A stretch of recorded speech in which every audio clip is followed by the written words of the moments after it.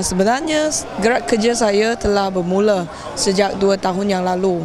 Sebab tu ramai yang dah mengenali muka saya. Ya, pasti ada yang belum kenal saya. Tetapi sambutan daripada penduduk, tak kiralah kaum Cina, kaum Melayu, kaum India, mereka pun memberikan satu sambutan yang agak positif kepada saya dan juga kepada Tan Sri Lew Tiong Lai. Dan Tan Sri Lew Tiong Lai kembali ke Bentong sebenarnya telah menyuntik semangat kepada Barisan Nasional dan juga pengundi di sini bahawa mereka harap Barisan Nasional dapat kembalikan kestabilan dan juga kemakmuran ke Bentong. Saya ada 3 misi yang utama sekiranya saya diberi mandat. Satu adalah projek tempatan banjir. Semua tahu banjir telah menyerang Bentong sebanyak 2 kali dalam 3 bulan saja. Satu pada 18 Disember tahun yang lalu. Yang kedua adalah 17 Mac tahun ni.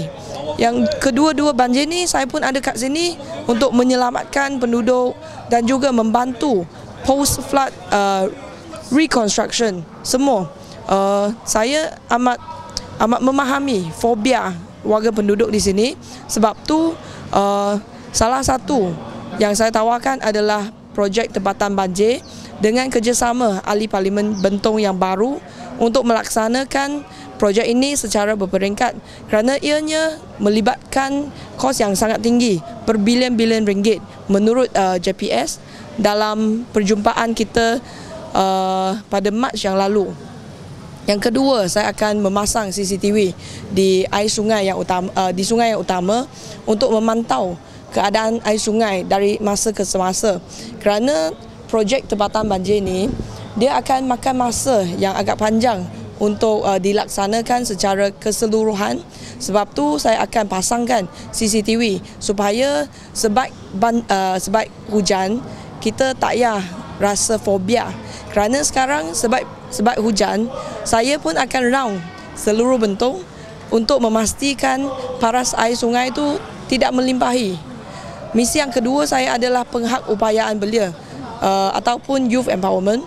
Saya akan membuka pusat komuniti belia untuk dioperasi dan diuruskan sepenuhnya oleh belia, tetapi disokong sepenuhnya oleh pejabat adun saya.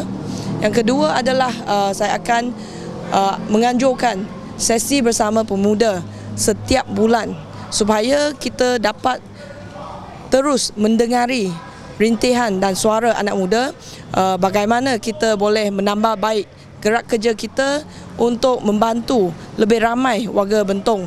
Dan juga saya akan memperkenalkan kerjasama strategik dengan pakar pertanian di luar negara supaya kita boleh menggalakkan lebih ramai warga Bentong untuk menceburi bidang pertanian moden. Dan sebagai seorang belia, saya juga sangat memahami kepentingan untuk memiliki rumah. Saya akan memperjuangkan lebih banyak projek rumah mampu milik supaya lebih ramai belia dapat memiliki rumah.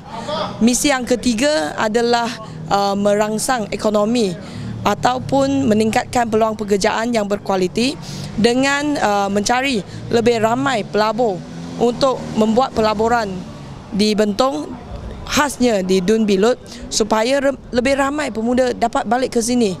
Kerana saya juga pernah bekerja di KL selama 7 tahun, kerana saya nak pendapatan yang lebih tinggi, peluang pekerjaan yang lebih berkualiti. Saya harap lebih ramai pemuda dapat merebut peluang ni untuk kembali ke sini, menetap bersama dengan keluarga, meluangkan lebih banyak masa dengan keluarga, tetapi pada masa yang sama dapat mencari nafkah yang cukup, yang bagus.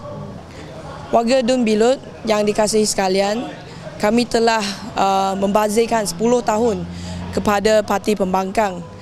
Kita telah sampai ke persimpangan jalan, sama ada Bilut akan maju ke hadapan ataupun terus mundur. Kali inilah sangat penting untuk kita semua untuk menguasai nasib warga Bilut terletak pada tangan semua warga Bilut. Undilah Barisan Nasional, undilah kestabilan dan kemakmuran supaya kita dapat membangun dan makmur bersama. Undilah calon nombor 3 Wong Xiuman dari Barisan Nasional。各位美绿州议席的选民，大家好，我是国政3号候选人黄少敏。